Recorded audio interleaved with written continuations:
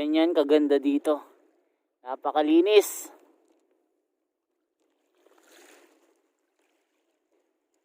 Magandang araw po sa inyong lahat at ito tayo sa Dolomite Beach. Ngayon ay September 20, araw po ng Lunes. At makikita nyo po yung update po natin. Ni isang basura wala po. Yan po yung ating Manila Bay Rehabilitation. Tuloy-tuloy po yung kanyang pagganda mga kababayan.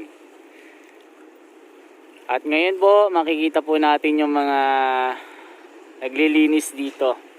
Ayan po sila.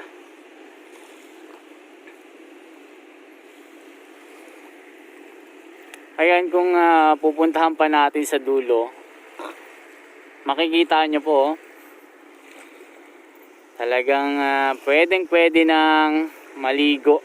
Pag sinabi na po ng DNR, sige, pwede na kayong maligo dyan. Maliligo talaga ako mga kababayan. Yan po ang sinasabing political will ng ating Tatay Digong. Ayan po ang Dolomite. Inaayos na po yung grand entrance ng Dolomite Beach dito sa Manila Bay. At mamaya ipapakita ko, meron na siyang arko. Ito yung mga bato.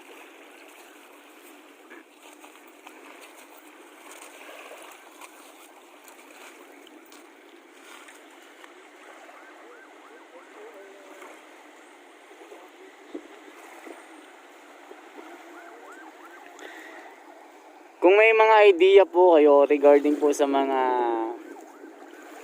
pagtatambak ng mga Dolomite Beach, lalong-lalo na po sa Dubai, sa Korea, sa Singapore, sa Japan, ganito po yung ginagawa nila.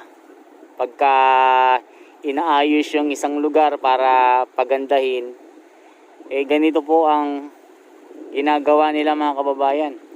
Ang dami pong mga artificial na sand na kanilang ginagawa sa iba't ibang bansa.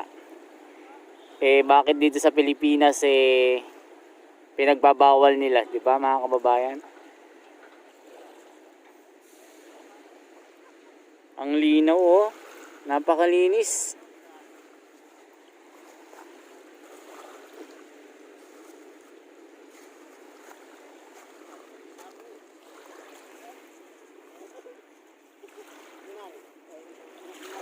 Yan, lapitan pa natin yung pinaka-Dolomite sand. Ilang araw din po akong hindi nakapunta mga kababayan dahil nag-cover din ako ng mga project ng build program ng ating national government. Hindi lamang po tayo dito sa Manila Bay kundi sa iba't ibang lugar para kahit papaano hindi kayo magsawa sa ating mga binabalita. Tulad nung nakaraan, nagpunta ako ng Clark International Airport dahil nga po sa groundbreaking ceremony ng North-South Railways na pinangunahan po ni Arthur Tugade at nung ilang mga kilalang opisyal ng DOTR.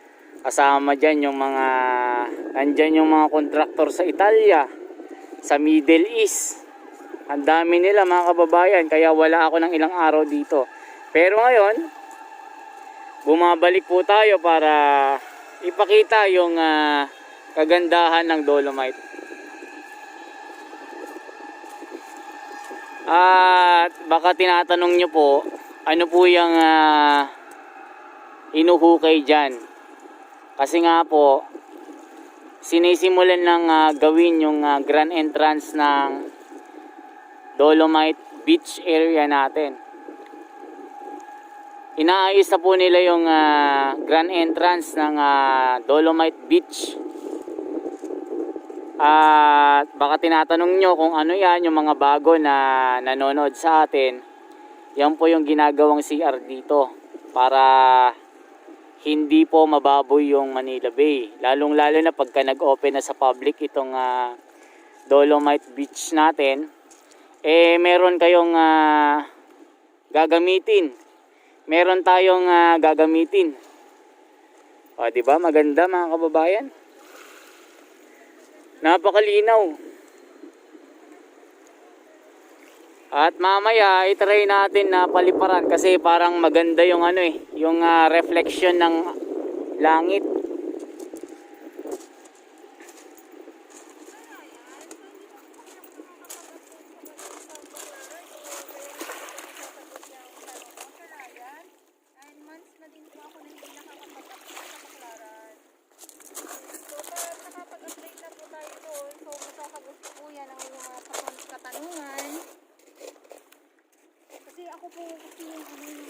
Pansinin nyo po, walang kahit anong basura yung napadpad dito.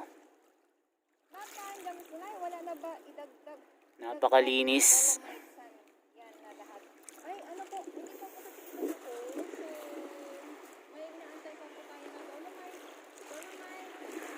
So lakad-lakad pa tayo mga kababayan. Baka itatanong nyo kumusta na yung mga pebbles. Ito po siya. At hindi po siya naaanod ng malalakas na alon. Ayan po, oh. Diba? Ayan po siya. Kasi baka may nagtatanong dyan, kumusta na yung Dolomite? Hindi mo na pinupuntahan. Eto na ako ngayon.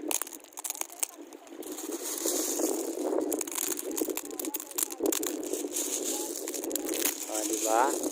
Ayan. Diba? Napakaganda. At yun nga, kung gustong makapanood ng ating underwater, meron na akong vlog. Diba? Nagtatanong kayo, Esme, kumusta na yung underwater mo? Ayun, kung gusto nyong mapanood, meron na akong 2 episode, bagong-bago. At meron tayong nasisid na ginto. So, i-check nyo na lang kung totoo. Kasi pag totoo, mayaman na tayo.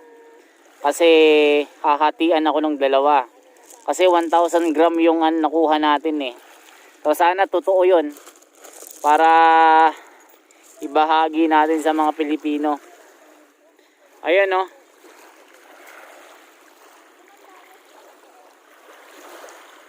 Ang linaw. Lalo dito, oh. Kikita nyo.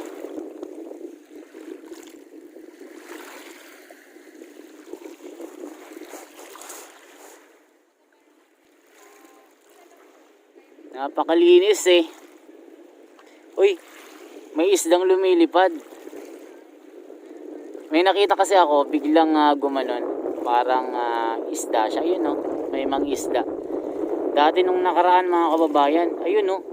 Ang daming mga popper fish dito. Yung isdang parang butete. Pero sabi nila, pag hindi ka daw marunong magluto nun, malalason ka daw. Kaya mag-ingat kayo sa mga pagkain ng isda. Kasi yung mga magagaling na kusinero, kaya nilang lutuin yun. Ito yung mga naglilinis dito. Ayan yung Dolomite, yung inaayos.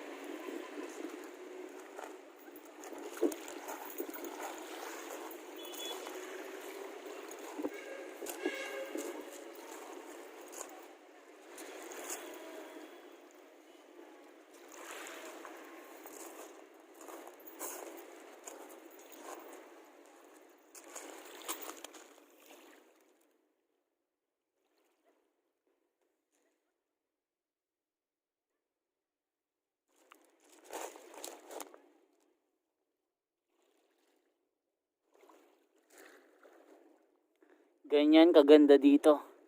Napakalinis.